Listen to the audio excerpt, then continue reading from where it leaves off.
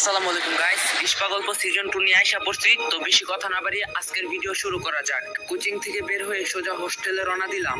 মাত্র 5 মিনিট দূরত্ব, তাই হেলে দুলে হাঁটতে লাগলাম কানে হেডফোন লাগিয়ে। তখন প্রায় সন্ধ্যা ঘনিয়ে এসেছে। হঠাৎ মনে হলো কেউ আমাকে ফলো করছে। ঘুরে পিছনে তাকিয়ে দেখলাম একটা ছেলে কিছুটা দূরে দাঁড়িয়ে আছে। আমি পাত্তা না দিয়ে আবার হাঁটা দিলাম। ছেলেটা আবার আমার পিছু নিল। আমি থেমে গেলাম, ছেলেটা থেমে গেল। এবার আমার একটু খটকা লাগলো। আমি কান থেকে হেডফোনটা খুলে ব্যাগ রেখে ছেলেটাকে হাতের ইশারায় ডাক দিলাম। সাথে সাথে সে আমার দিকে এগিয়ে আসতে লাগলো। ছেলেটা আসুক এর মাঝে আমি আমার পরিচয় দিয়ে দেই। আমি রিস্পা, ইন্টার ফার্স্ট ইয়ারের ছাত্রী। মা মারা যাওয়ার পর বাবা আবার বিয়ে করে। সৎ মায়ের অত্যাচারে বাসা ছাড়তে বাধ্য হই। এখন হোস্টেল থেকে পড়াশোনা চালিয়ে যাচ্ছি। বাবা মাঝে মাঝে এসে খোঁজ খবর নিয়ে যায়, টাকা দিয়ে যায়। জীবন নিয়ে আমার কোনো অভিযোগ নেই। আমি চাইলেও নিজের ভাগ্য পরিবর্তন করতে পারবো না। তাই যা হবে তা মেনে নিয়ে সামনে এগিয়ে যাওয়াই বুদ্ধি তার পরিচয়। ছেলেটা আসলো আমার কাছে। আমি জিজ্ঞাসা করলাম, কি সমস্যা, আপনি কি আমাকে ফলো করছেন? ছেলেটা আমতা আমতা করে জবাব দিল, না মানে অনেকদিন ধরে আপনাকে ফলো করছি আমি। খুব ভালো লাগে আপনাকে, কিন্তু কখনো সাহস হয় নাই সামনে আসার। আজ কিভাবে যেন চলে আসলাম। প্লিজ রাগ করবেন না। খেয়াল করলাম ছেলেটা রীতিমতো কাঁদছে আর ঘামে ভিজে যাচ্ছে। বুঝলাম বেচারা খুব নার্ভাস। তাই ভাবলাম একটু মজা নেওয়া যাক ছেলেটার সাথে। দেখতে শুনতে ভালোই, তবু একটু মজা নিয়ে দেখি। আমি বললাম, এত ভয় নিয়ে প্রেমে পড়ার সাহস হলো কিভাবে আপনার? আপনি জানেন আমার সাথে দুইটা ভয়ঙ্কর জিন আছে। তারা ছোটবেলা থেকে আমার সাথে আছে। আমাকে কেউ বিরক্ত করলে তারা খুব রাগ করে। এর আগেও কয়েকটা ছেলে আমাকে প্রেমের প্রস্তাব দিয়েছিল। তারপরের দিনই ছেলেগুলা লাশ নদীতে ভেসে উঠেছিল। আমার সাথে জিনরা তাদেরকে মেরে ফেলছে। এখন আপনি যদি মরতে চান তাহলে আমি আপনার সাথে প্রেম করতে রাজি আছি। ছেলেটা একটু ঘাবড়ে গিয়ে বলল, এগুলো আপনি মজা করে বলছেন তাই না? আমি যেন আপনাকে আর ফলো না করি সেই জন্য আমাকে ভয় দেখাচ্ছেন? আমি একটু রাগারাগি ভঙ্গিত বললাম, কই মেয়ে, আপনি কি আমার বিয়ে লাগেন? মজা করবো কেন? বললাম যে আমার সাথে প্রেম করলে মরতে হবে। এই মুহূর্তে আমি দেখতে পাচ্ছি জিন দুজন আপনার পিছনে ঘোরাফেরা করছে। আমি ইশারা দেওয়ার সাথে সাথে আপনার ঘাড় মটকে ফেলবে। ইশারা দিব নাকি বলেন? দিলাম, কিন্তু ছেলেটা কোনো মতো স্যান্ডেল হাতে নিয়ে উদম দূর। আফা মাফ কইরা দেন বলে পিছনে ফিরে তাকানোর সময় পাইনি। আমি হাসতে হাসতে গড়াগড়ি খাওয়ার অবস্থা। হঠাৎ একটা ঠান্ডা বাতাস এসে আমার পুরো শরীরটা শীতল করে দিল। মনে হলো আমার শরীরে কেউ বরফ ঢেলে দিয়েছে। এরপর যখন আমি সামনে যেতে চাইলাম, ঠিক তখনই একটা কালো বিড়াল আমার সামনে দিয়ে খুব দ্রুত রাস্তার এই পাশ থেকে ও পাশে চলে গেল। আমি একটু ভয় পেলাম। বিড়ালটা রাস্তার পাশে একটা ঝোপের ভিতর গিয়ে এমন এক অদ্ভুত আওয়াজ করে ডাকতে লাগলো, মনে হচ্ছে যেন কোনো ছোট বাচ্চা কান্না করছে। আমি যখন থেকে বুঝতে শিখেছি তখন থেকে সৎ মায়ের অত্যাচার সহ্য করতে করতে একরকম পাথরের মতো হয়ে গিয়েছি। সে সব সময় আমার মৃত্যুর কামনা করত। আমি মরলেই নাকি তার সংসারে সুখ শান্তি ফিরে আসবে। এসব শুনতে শুনতে আমার মনে ভয় ডর কিছুই লাগে না। ভূত প্রেত এসব বলতে কিছু নেই। এগুলো মানুষের মনে কল্পনা করা অন্য একটা জগৎ। বাস্তবে এই জগতে কোনো অস্তিত্বই নেই। তারপর হোস্টেলে ফিরে আসলাম। আমরা এক রুমে 4 জন থাকি, বাকি 3 জন আমার থেকে সিনিয়র, তাই তাদের সাথে তেমন মিশি না। আমার মতো আমি থাকি। আর একাকিত্ব আমার খুব পছন্দ। একাকিত্ব যে আপন করে নিতে পেরেছে তার যে বড় সুখী মানুষ এই পৃথিবীতে আর কেউ নেই। রাতে খাওয়া দাওয়া করে বই নিয়ে বসলাম, কিন্তু আজকে যেন ঘুম আমার উপর ক্রাশ খেয়েছে। বসে থাকতে পারছি না। কখন যে বইয়ের উপর মাথা রেখে ঘুমিয়ে পড়ছি বলতেই পারবো না। আমি একটা ফাঁকা মাঠে দাঁড়িয়ে আছি। দূর দূরান্ত পর্যন্ত একটা গাছপালাও নেই। আমি ক্লান্ত চোখে চারপাশে তাকাচ্ছি। হঠাৎ আমার চোখ গেল পিছনের দিকে। সাদা পোশাক পরা 2 জন লোক একটা মেয়েকে কবরের মতো একটা গর্তে নামাচ্ছে। মেয়েটা চিৎকার করে আমাকে বলছে, রিস্পা আমাকে সাহায্য করো, ওরা আমাকে মেরে ফেলছে, আমাকে বাঁচাও। একটা বিকট শব্দে আমার ঘুম ভেঙে গেল। তার মানে এটা স্বপ্ন ছিল। খেয়াল করলাম যে শব্দে আমার ঘুম ভেঙে গেছে সেটা অ্যাম্বুলেন্সের সাইলেন। তখন প্রায় ভোর হয়ে গেছে। তার মানে টেবিলের উপর মাথা রেখেই সারা রাত ঘুমিয়েছিলাম। অ্যাম্বুলেন্সের শব্দ যেনই থামছেই না। এত বিরক্ত হলাম যে বলে বোঝাতেই পারবো না। শব্দটা যেন আমাদের বিল্ডিং এর নিচে থেকে আসছে। আশ্চর্য ব্যাপার হলো আমার রুমের আপুরা দিব্যি নাক ডেকে ঘুমাচ্ছে। আমি সেদিকে খেয়াল না করে ভাবতে লাগলাম, এত সকালে অ্যাম্বুলেন্স কেন আমাদের বিল্ডিং এর নিচে? কেউ কি মরলো নাকি? বিরক্ত নিয়ে ব্যালকনিতে যাওয়ার জন্য হাঁটা দিলাম। দেখি সকাল সকাল অ্যাম্বুলেন্স কেন আসলো। ব্যালকনিতে গিয়ে দেখলাম একটা অ্যাম্বুলেন্স দাঁড়িয়ে আছে নিচে, কিন্তু সেখানে কোনো মানুষ নেই। অ্যাম্বুলেন্সের সাইলেন্ট বেজেই চলছে। কিছুক্ষণ পরে অ্যাম্বুলেন্স থেকে 2 জন সাদা পোশাক পরা মানুষ নামলো। আর এমন 2 জন লোককে কোথায় যেন দেখছিলাম মনে হয়। একটু মাথা খাটাতেই মনে পড়লো কিছু কিছুক্ষণ আগে এমন দুইজন লোককে স্বপ্নে দেখে একটু ঘুম ভাঙলো। এখানে কি হচ্ছে আসলে? আমি এক নজর তাকিয়ে আছি সেদিকে। তারা দুইজন গিয়ে গাড়ির পিছনে পাট খুলে খুব যত্ন করে একটা লাশ নামালো, সাদা চাদর দিয়ে ঢাকা। আমি এখনো বুঝতে পারছি না আসলে লাশটা কার। সেখানে অন্য কোনো মানুষ ছিল না। তারা লাশটা নামিয়ে দুইজন লাশের দুই পাশে দাঁড়ালো, মানে একজন পায়ের কাছে আরেকজন মাথার কাছে। হঠাৎ একটা দমকা হাওয়ায় লাশের মুখের উপর থেকে চাদরটা সরে গেল। আমি চোখ বড় করে তাকিয়ে আছি। এটা আমি কি দেখছি? আমার কলিজা শুকিয়ে গেল। এই লাশ আর কারো না, বরং আমার লাশ। এটা কি করে সম্ভব? আমি তো এখানে দাঁড়িয়ে আছি, তাহলে আমার মতো দেখতে ওই লাশটা কার? আমি এখান থেকে দৌড়ে রুমে যাব, সেই শক্তিটা আমার নেই। হঠাৎ খেয়াল করলাম লাশটা ধীরে ধীরে উঠে বসলো এবং আমার দিকে তাকালো। কি ভয়ঙ্কর চাহনি সেটা! তার চোখে কোনো মনি ছিল না। সাদা ধবধবে চোখে আমার দিকে তাকিয়ে একটা ভয়ঙ্কর হাসি দিল। আমার মতো দেখতে মেয়েটা যখন উঠে বসে আমার দিকে তাকিয়ে ভয়ঙ্কর একটা হাসি দিল, তখন আমার কলিজায় পানি নেই। আমি চিৎকার দিয়ে এক দৌড়ে রুমে চলে আসলাম। আমার চিৎকারে বড় আপুরা ঘুম থেকে উঠে গেল। তারা হতন হয়ে আসলো আমার কাছে। কি হয়েছে জিজ্ঞাসা করছে, কিন্তু আমি কোনো জবাব দিতে পারলাম না। কি বলবো আমি তাদের? আমি তো নিজেই জানি না কি হয়ে গেল। আমি শুধু হাতের ইশারায় কাঁপতে কাঁপতে ব্যালকনির দিকে দেখালাম তাদেরকে। তারা তিনজনই ব্যালকনিতে গিয়ে দেখলো, বলল এখানে তো কিছু নেই। আমি দৌড়ে গিয়ে দেখলাম সত্যি সেখানে কিছু নেই। অ্যাম্বুলেন্স নাই, কোনো মানুষও নাই। তাহলে একটু আগে আমি কি দেখলাম? তাহলে এটা কি আমার মনের ভুল? সারাদিন সকালের ঘটনা নিয়ে ভাবলাম, কিছুই মিলাতে পারছি না। ভয়ের চেয়ে বেশি অবাক হয়েছি। এমনটাও হতে পারে নাকি? সেই দিন আর কোচিং এ গেলাম না। বিকালবেলা ছাদে গিয়ে অনমনে বসে আছি। হঠাৎ কোথা থেকে যেন একটা নীল রঙের প্রজাপতি উড়ে এসে আমার হাতে বসলো। আমি হাত নড়ালাম না। প্রজাপতি আমার ভালো লাগে খুব, আর এটা অন্যরকম একটা প্রজাপতি, দেখতে খুব অদ্ভুত। কিন্তু হাতে কেমন জানি ব্যথা অনুভব করলাম। আস্তে আস্তে ব্যথাটা বাড়তে লাগলো। আমি আঙ্গুল দিয়ে স্পর্শ করতেই ফুরুত করে উড়ে গেল। উড়ে গিয়ে একটা ছোট্ট ফুল গাছের উপর বসলো। খেয়াল করলাম ফুল গাছের পাতাগুলো ধীরে ধীরে সবুজ থেকে কালো হয়ে যাচ্ছে, যেমনটা আগুনে পুড়ালে হয়। আমি বসা থেকে উঠে গেলাম, আবার কিছু একটা হচ্ছে। আমি দৌড়ে গিয়ে প্রজাপতিটা তাড়িয়ে দিলাম হাত দিয়ে। কিন্তু এবার আমি খুব ভয় পেয়ে গেলাম, কারণ আমার হাতটা কালো একটা দাগ বসে গিয়েছে, ঠিক যেখানে প্রজাপতিটা বসেছিল। আমি হাত দিয়ে মুড়িয়ে দাগটা মুছে ফেলার চেষ্টা করলাম, কিন্তু যাচ্ছে না সেটা। হঠাৎ পিছন থেকে একটা মেয়ে কণ্ঠ ভেসে আসলো, এই দাগ কখনো মুছবে না। আমি সাথে সাথে পিছনে তাকিয়ে দেখলাম সেখানে কেউ নেই। আরে এই মাত্রই তো এখানে কেউ কথা বললো। আমি বুঝতে পারলাম এই মুহূর্তে এখানে থাকাটা ঠিক হবে না, তাই ছাদ ত্যাগ করার জন্য জোরে হাঁটা দিলাম। ঠিক তখনই খেয়াল করলাম একটা মেয়ে ছাদের এক কোণে উল্টো ঘুরে দাঁড়িয়ে আছে। তার চুলগুলো খোলামেলা এলোমেলো ভাবে উঠছে। আমি জিজ্ঞাসা করলাম, এই মেয়ে কে তুমি? আমি আরেকটু কাছে গিয়ে বললাম, আমার কথা কি কানে যাচ্ছে না? কে তুমি? এবারও কোনো জবাব না পেয়ে আমি গিয়ে মেয়েটার কাঁধে হাত রাখলাম। তার শরীর প্রচন্ড ঠান্ডা ছিল। আমি সাথে সাথে হাতটা সরিয়ে নিলাম। এবার মেয়েটা আমার দিকে ঘুরে তাকালো। নীল চোখ, খুব সুন্দর মায়াবী চেহারার একটা মেয়ে। আমার চেয়ে বয়সে ছোটই হবে, তাই জিজ্ঞাসা করলাম, তুমি কে? আগে তো তোমাকে কখনো দেখিনি। তুমি রিস্পা মানে? তাহলে আমি কে? আমার নাম তো রিস্পা। মেয়েটা বলল, শুধু আপনার নামই যে রিস্পা হতে পারে এমনটা না, আরো অনেক মেয়ের নামই রিস্পা হতে পারে। হ্যাঁ তা ঠিক, তার মানে আমাদের দুজনের নামই রিস্পা। কিন্তু তুমি এখানে কিভাবে এলে? তোমাকে তো এই হোস্টেলে আগে কখনো দেখিনি। এবার মেয়েটার মুখ কালো হয়ে গেল, অন্যদিকে মুখ করে ছাদের রেলিং এর উপর বসলো। আমিও কি মনে করে যেন তার কাছে বসলাম। মেয়েটা বলা শুরু করলো, আজ প্রায় 2 মাস যাবত আমি এই হোস্টেলের এদিকে ওদিকে ঘুরে বেড়াচ্ছি। আমার একটা গন্তব্য ছিল।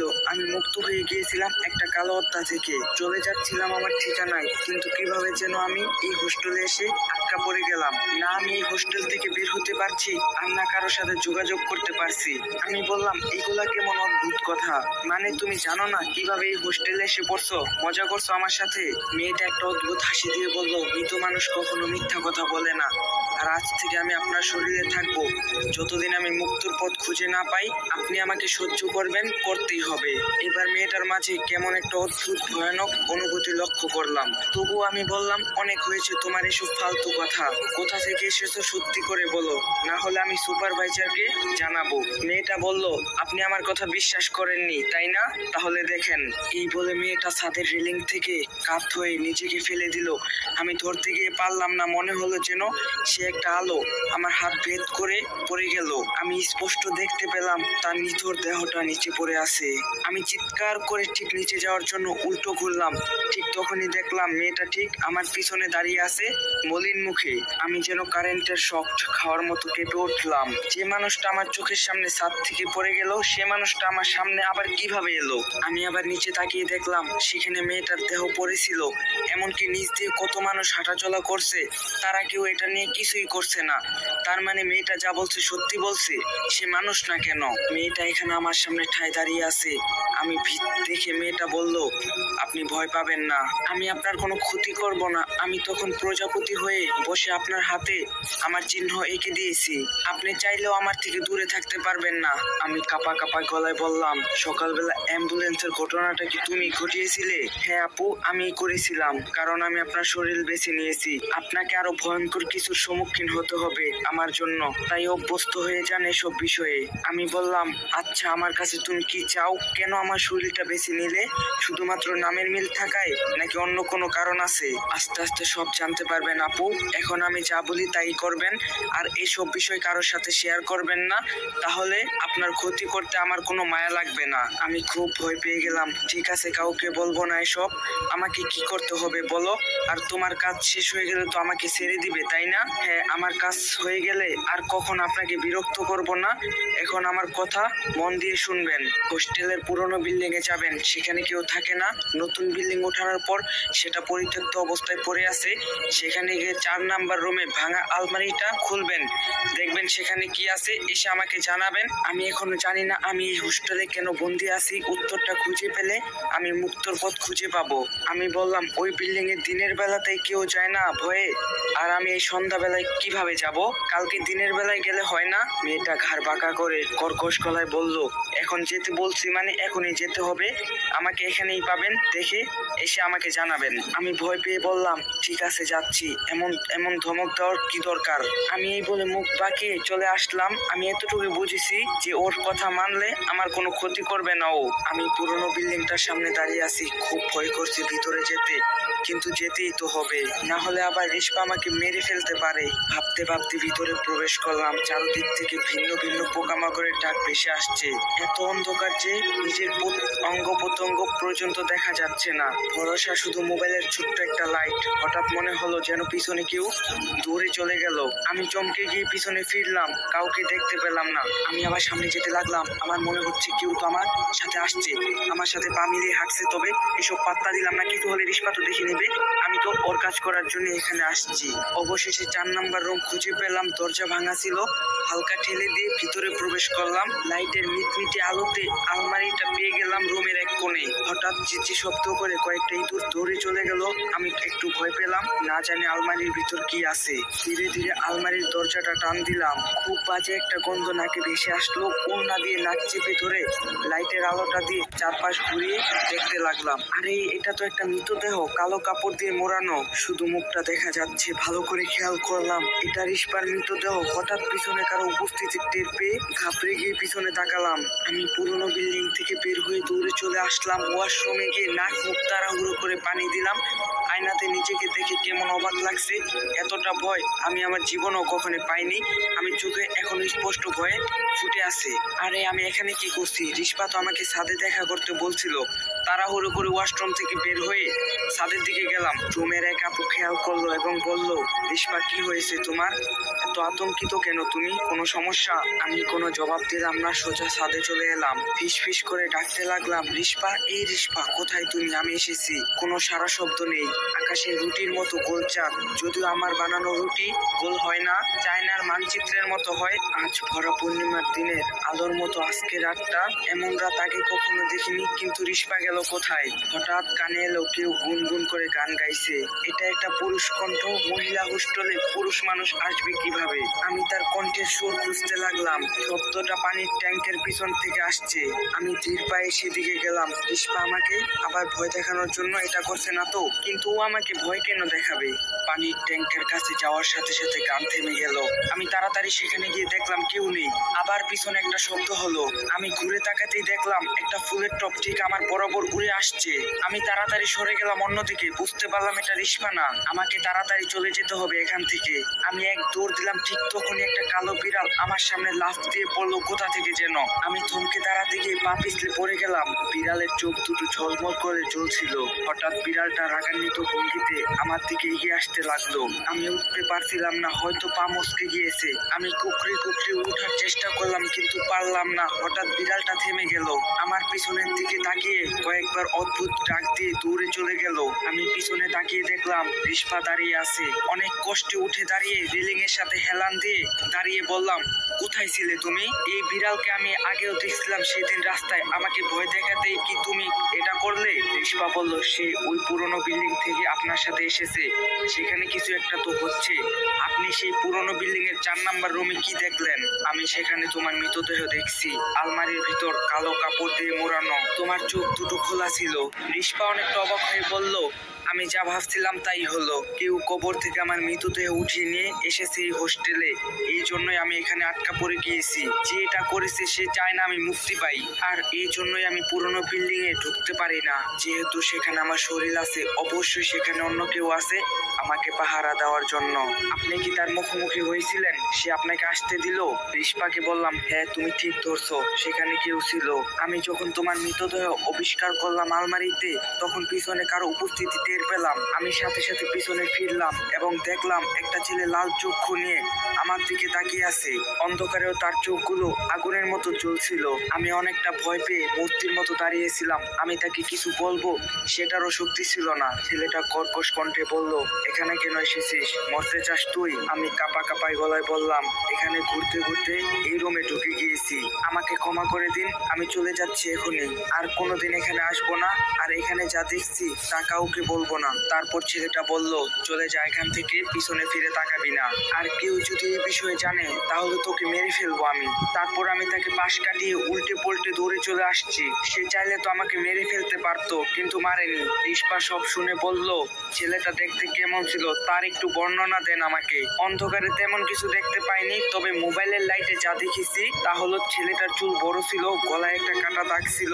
মনে হচ্ছিল যেন কেউ ওর গলা কেটে ফেলছে। রিস্পা একটু চিন্তিত হয়ে হাঁটতে হাঁটতে একটা ফুলে হাত বুলাতে বুলাতে বলল, এটা আবির ছিল, গালিব স্যারের বন্ধু। তার মানে কি আবির এসব কিছু পিছনে? আবির কেন এমনটা করতে যাবে? সেও তো আমার সাথে মুক্ত হতে চেয়েছিল। রিস্পা এক ঝটকায় আমার সামনে এসে বলল, আপনি আগামীকাল আবার ওই বিল্ডিং এ যাবেন। যেহেতু আপনাকে মারেনি তার মানে আপনাকে মারবে না, ভয় দেখাবে। কি বলছে এসব? কোন রকম জান নিয়ে দৌড়ে পালিয়ে আসছি, আবার গেলে সে আমাকে ছাড়বে না।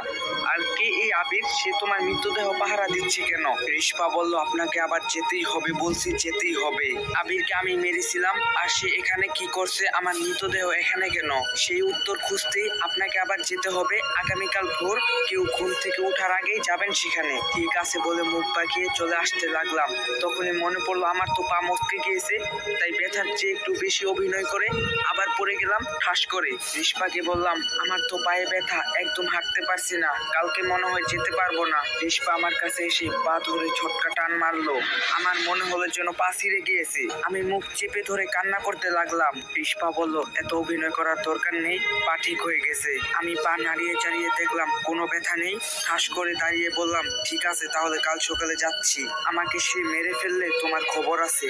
এই বলে চলে আসলাম রুমে। রাত প্রায় 12টা। তখন রুমে সবাই ঘুমিয়ে আছে। আমি যখন ঘুমাতে যাব তখন দেখলাম সেই আপুটা তার বেড থেকে আমার দিকে তাকিয়ে আছে, যে আমাকে জিজ্ঞাসা করছিল কোনো সমস্যা কিনা। আপুর নাম ছিল আলিশা। আমি বললাম, আলিশা আপু এখনো ঘুমাননি? সবাই তো ঘুমিয়ে পড়েছে। আলিশা আপু কেমন একটা অদ্ভুত চাহনি দিয়ে অন্যদিকে ফিরে ঘুমিয়ে গেল।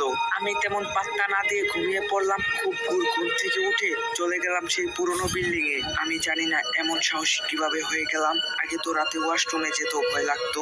আমি ধীরে ধীরে 4 নাম্বার রুমে গেলাম। জানি না কি করতে হবে। আমি আলমারিটার কাছে যেতেই একটা অদৃশ্য শক্তি আমাকে জোরে ধাক্কা দিয়ে দূরে নিয়ে ফেলে দিল। দেয়ালের সাথে বাড়ি খেয়ে আমার মাথা ঝিম ধরে গেল। একটু স্বাভাবিক হলে দেখলাম সেই ছেলেটা দাঁড়িয়ে আছে আলমারির কাছে। ছেলেটা চেঁচিয়ে বলল, তোকে না নিষেধ করছিলাম এখানে আসতে, আবার কেন আসলি? আমি তোকে এখন মেরেই ফেলবো। আমাকে এখানে রিস্পা পাঠিয়েছে। রিস্পার মৃতদেহ এখানে কিভাবে এলো, আর আপনি কেন এটা পাহারা দিচ্ছেন? এর প্রশ্নের উত্তর জানতে চাই রিস্পা। এবার ছেলেটা রহস্যময় একটা হাসি দিয়ে বলল, ও এই ব্যাপার, তাহলে যা, তোকে আজ মারবো না। রিস্পাকে গিয়ে বল, চাইলেও সে আর কখনো মুক্ত হতে পারবে না। ও কি ভেবেছিল ডোরিয়া ওকে এমনি এমনি ছেড়ে দিবে?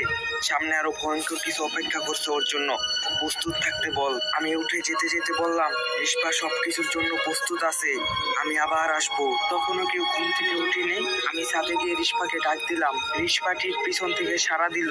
আমি রিস্পাকে সব খুলে বললাম, আবির আসলে কি করতে চায় এখনো জানি না, আর সে ডোরিয়া নামের একজনের কথা বলছে। রিস্পা বলল, যা ভেবেছিলাম তার চেয়ে বড় রহস্য এটা। আমাদের একজনকেই দরকার হবে, গালিব স্যার। সে ছাড়া ডোরিয়ার মুখোমুখি হওয়ার সাহস কারো নেই। সে কোথায় থাকে, আমি গিয়ে তাকে নিয়ে আসবো। রিস্পা বলল, তাকে আনতে যাওয়া লাগবে না, সে নিজেই আসবে। আপনি কল করে তাকে আসতে বলবেন, আমার সাহায্য চাই, আর আপনিও তাকে স্যার বলে সম্বোধন করবেন, সে আপনার সিনিয়র। তারপর রিস্পা একটা ফোন নাম্বার বলল। আমি ফোন দিলাম কিন্তু সে কেটে দিল। আবার কল দিলে সে রিসিভ করে বলল, কে? স্যার আমি রিস্পা, আমাকে সাহায্য করেন প্লিজ। রিস্পা তুমি কিভাবে আমাকে কল করলে? তুমি তো চলে গিয়েছিলে সব সময়ের জন্য, কি হয়েছে আবার? গালিব স্যার অবাক হয়ে কথাগুলো বলল। আমি বললাম, স্যার আপনি যে রিস্পা ভাবছেন আমি সে না, তবে সে আমার সামনে আছে। এই মুহূর্তে আপনাকে খুব দরকার। রিস্পা বিপদে পড়েছে। হোস্টেলের ঠিকানা দিয়ে বললাম, এখানে চলে আসেন যত তাড়াতাড়ি পারেন। গালিব স্যার বলল, ঠিক আছে আসছি, এখনই আসছি। হোস্টেলের সামনে এসে কল দিচ্ছে। আমি ফোন রেখে ফাজলামো করে রিস্পাকে বললাম, বাহ, এমন স্যার কয়জনের কপালে জুটে। আমার মনে হয় তুমি বেঁচে থাকলে সে তোমাকে কখনো হারাতে দিত না, সে তোমাকে হয়তো ভালোবাসে। রিস্পা বলে, কি যে বলেন আপু, তবে ওনাকে আমার ভালো লাগে খুব। বিশেষ করে ওনার একটা থিওরি আছে, কাউকে তোমার কষ্ট বুঝতে দিও না, হেসে উড়িয়ে দাও যদি ভালো থাকতে চাও। ও আচ্ছা, তাহলে মানুষটা খুব ইন্টারেস্টিং। আচ্ছা, সে না আসা পর্যন্ত আমরা কি করব এখন? এখানেই দাঁড়িয়ে থাকবো নাকি আমার জন্য অন্য কোনো দায়িত্ব আছে? রিস্পা কিছু বলতে যাবে এমন সময় বিকট একটা শব্দ হলো। শব্দটা কোন দিক থেকে এলো বুঝতে পারছি না। হঠাৎ রিস্পা বলল, আপু আমার জানি কেমন জানি লাগছে। তাকিয়ে দেখলাম রিস্পা ধীরে ধীরে অদৃশ্য হয়ে যাচ্ছে। আমি গিয়ে রিস্পাকে ধরার চেষ্টা করলাম কিন্তু সে অস্পনীয় আলোর মতো। আমি বললাম, রিস্পা কি হচ্ছে এটা? তুমি অদৃশ্য হয়ে যাচ্ছ কেন? কোথায় যাচ্ছ তুমি? আসসালামু আলাইকুম গাইস, যদি নেক্সট পার্ট লাগে অবশ্যই কমেন্টে বলবেন, আর যদি ভিডিওটা ভালো লাগে বেশি বেশি করে শেয়ার করে দিবেন, আর একটা লাইক দিয়ে যাবেন, আর চ্যানেলে নতুন হয়ে থাকলে চ্যানেলটা সাবস্ক্রাইব করে দিবেন। তো দেখা হবে নেক্সট পার্টে। সবাই ভালো থাকবেন, সুস্থ থাকবেন, আল্লাহ হাফেজ।